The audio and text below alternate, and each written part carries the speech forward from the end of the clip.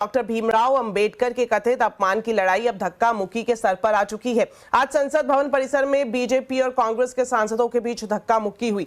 BJP और कांग्रेस एक दूसरे पर आरोप प्रत्यारोप लगा रहे हैं।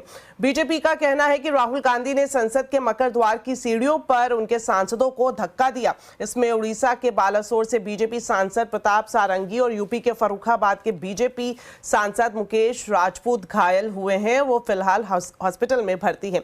प्रधानमंत्री नरेंद्र मोदी ने दिल्ली के राम मनोहर लोहिया अस्पताल में फोन कर दोनों सांसदों की सेहत के बारे में जानकारी ली है। वहीं दूसरी तरफ राहुल गांधी का कहना है कि धक्का उन्होंने नहीं बल्कि बीजेपी सांसदों ने उनका रास्ता रोका और उन्हें धक्का दिया। यही नहीं, कांग्रेस ने लोकसभा के स्पीकर से शिकायत भी की है कि धक्का मुक्की के दौरान पार्टी अध्यक्ष मल्लिकार्जुन खड़गे को जमीन पर बैठना पड़ा, जबकि उनके घुटने का ऑपरेशन हुआ है और वो जमीन पर नहीं बैठ सकते। कांग्रेस ने पूरी घटना की जांच कराने की मांग की है। वहीं बीजेपी के सांसद एफआईआर दर्ज कराने के लिए संसद मार्ग थाने पहुंच चुके हैं। बीजेपी सांसद प्रताप सारंगी का कहना है कि राहुल गांधी ने एक दूसरे सांसद को धक्का मारा था और वो सांसद उन पर गिर पड़े। मैं खड़ा हुआ था, राहुल गांधी एक एमपी को धक्का लगा, मेरे ऊपर गिर पड़ा और मैं नीचे गिर गया। किसने धक्का मारा? राहुल गांधी ने? हाँ, राहुल गांधी ने। राहुल गांधी ने धक्का मारा? राहुल गांधी। कौन सी जगह पे सर? सर किस जगह पे? सर किस जगह पे? किस जगह पे? सीढ़ी के ऊपर में मैं खड़ा हुआ था और राहुल गांधी ने आकर के एक एमपी को धक्का लगाया, वो मेरे ऊपर गिर पड़ा। चलिए अब आपको दिखाते हैं कि राहुल गांधी बीजेपी के चोटिल सांसद प्रताप सारंगी के पास जब पहुंचे तो क्या हुआ। क्या राहुल, क्या शर्म नहीं आती है? क्या शर्म नहीं आती है? गुंडागर्दी करते हो, बूढ़े को गिरा दिया जाता है। इतना कौन गुंडागर्दी करते हो? तो आप सुन रहे थे कि निशिकांत दुबे राहुल गांधी पर गुंडागर्दी का आरोप लगाते हुए इस वीडियो में दिखाई दे रहे हैं। और दूसरी तरफ संसदीय कार्य मंत्री किरेन रिजिजू ने कहा है कि राहुल गांधी संसद में ताकत दिखा रहे हैं, जबकि बीजेपी के सांसदों ने संयम से काम लिया। अमित शाह जी का पूरा भाषण का छोटा सा 10-12 सेकंड क्लिप दिखा करके जो भ्रमित करने का कोशिश किया, उसका खिलाफ एनडीए एमपीज का प्रदर्शन चल रहा था। तो अपना अपना बात रखने का अधिकार होता है। कौन सा कानून राहुल गांधी को वो ताकत दिया है कि वो आकर के दूसरे एमपी को धक्के मार करके चोट पहुंचाने का। मैं अभी सीधा सीधा राहुल गांधी को सवाल करना चाहता हूं कि अगर सब लोग अपना ताकत दिखा करके मारपीट करने लग जाएंगे तो पार्लियामेंट कैसे चलेगा? वो नेता प्रतिपक्ष है, क्या कोई ऐसा धक्का बॉक्सिंग मार करके एमपीज के साथ व्यवहार करेंगे? हम लोग तो बहुत संयम से अपने आप को मेंटेन किया है। साथ ही केंद्रीय मंत्री प्रहलाद जोशी ने कहा कि कांग्रेस और राहुल गांधी हताशा में मारपीट पर उतर आए हैं। ये गुंडागर्दी का बर्तव्य जो है, ये तो मैं खंडन करता हूं। और ये गुंडागर्दी क्यों करना चाहिए? प्रजातंत्र में हार और जीत चलता ही रहता है। वर्षों तक, दशकों तक हम भी हारे थे, लेकिन ऐसा व्यवहार कभी नहीं किया है। और अभी झूठ फैलाने का कोशिश कर रहे हैं, मुझे अंदर जाने नहीं दिया। इधर तो साफ साफ है, तो लोग अंदर जाने के लिए उनको बोल रहे थे, जगह दे रहे थे।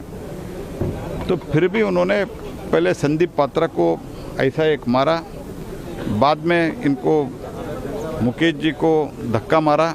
मुकेश जी को धक्का मारने के बाद उन्होंने सारंगी के ऊपर गया। चलिए अब आपको दिखाते हैं कि राहुल गांधी ने क्या कुछ कहा है। राहुल गांधी का कहना है कि धक्का उन्होंने नहीं मारा, जबकि बीजेपी सांसदों ने उन्हें रोका और साथ ही उनके साथ धक्का मुक्की भी की।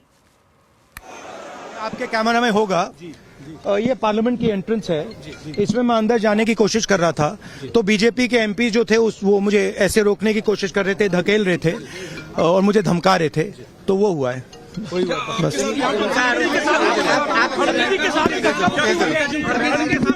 नहीं, देखिए हाँ किया है, मगर ठीक है, कोई मतलब धक्का मुक्की से हमें कुछ होता नहीं है। मगर ये एंट्रेंस है पार्लियामेंट हाउस की और हमारा अधिकार है अंदर जाने का, और बीजेपी के जो मेंबर्स हैं वो हमें अंदर जाने से रोक रहे थे। तो इस पूरे घटनाक्रम पर प्रियंका गांधी का कहना है कि बीजेपी बाबा साहब और संविधान के खिलाफ है और साजिश के तहत राहुल गांधी के साथ धक्का मुक्की की गई है। अगर आप सोचते हैं, अगर इस देश की जनता सोच रही है कि ये लोग संविधान की रक्षा करेंगे, अगर आज भी इस देश की जनता किसी भी कंफ्यूजन में है तो कंफ्यूजन दूर हो जाए। इनकी असली जो भावना है वो निकल गई अमित शाह जी की बातों में।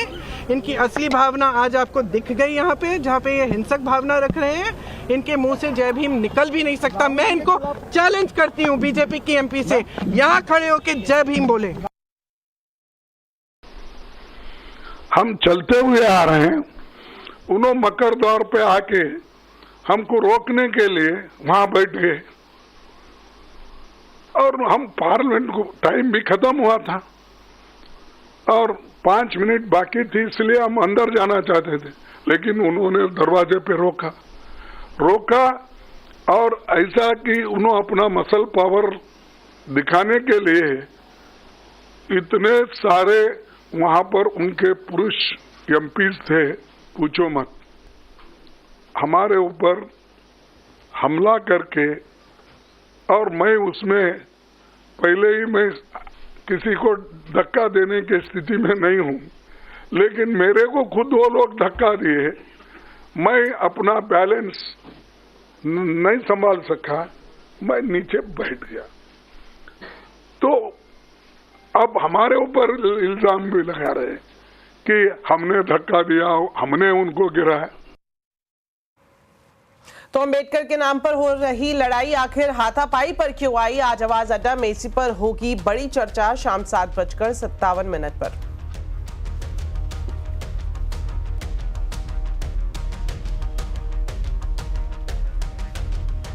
सरकार ने one nation one election bill की समीक्षा के लिए 21 सदस्यों वाली संयुक्त संसदीय समिति जेपीसी का गठन कर दिया है। समिति में बीजेपी की तरफ से पूर्व मंत्री अनुराग ठाकुर, पीपी चौधरी, कांग्रेस की तरफ से प्रियंका गांधी और मनीष तिवारी और साथ ही टीएमसी की तरफ से कल्याण बनर्जी का नाम शामिल है। ये समिति एक देश एक चुनाव रिफॉर्म से जुड़े 2 बिलों की स्क्रूटिनी करेगी। कमेटी के अन्य सदस्यों में बीजेपी से केंद्रीय मंत्री पुरुषोत्तम रुपाला, भृतहरि महताब, अनिल बलूनी, सीएम रमेश, बांसुरी स्वराज, विष्णु दयाल, संबित पात्रा का नाम भी शामिल है। वहीं कांग्रेस से सुखदेव भगत, शिवसेना से श्रीकांत शिंदे, समाजवादी पार्टी से धर्मेंद्र यादव और डीएमके से टीएम सिल्वा गणपति, एनसीपी शरद पवार से सुप्रिया सुले का नाम इसमें शामिल किया गया है।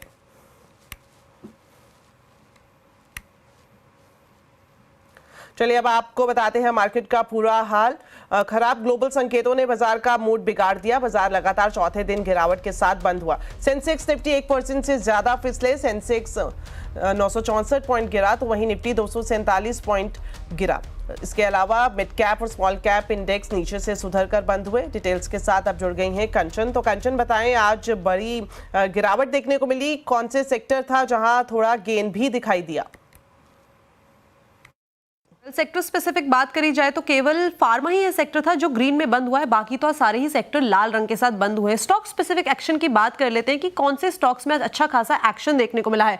निफ्टी की गेनिंग साइड में doctor Reddy labs, Cipla, BPCL और सन फार्मास्यूटिकल्स जैसे दिग्गज शेयर रहे हैं जिन्होंने एक बढ़त के साथ क्लोजिंग दी है, लेकिन लूजिंग पॉकेट में at the same time Bajaj Finserv, JSW steel, Bajaj finance और ग्रासिम इंडस्ट्री 2 से 3% की कमजोरी के साथ आज बंद होते हुए दिखाई दिए हैं। मिड कैप में कैसा एक्शन रहा है उस पर भी नजर डालते हैं। ऑरेकल फाइनेंशियल में करीबन 3.5%, ल्यूपिन 3%, बीएससी लिमिटेड में करीब 3% और मैनकाइंड फार्मा में 2.5% का एक इजाफा देखने को मिला है। लूजिंग पॉकेट में देखा जाए तो कमिंस में 5% की गिरावट, भारतीय हेक्साकॉम करीबन 4.25%, डिलीवरी में करीबन 3.25% और साथ ही साथ भारत डायनामिक्स आज करीबन 3% की कमजोरी के साथ बंद हुआ है।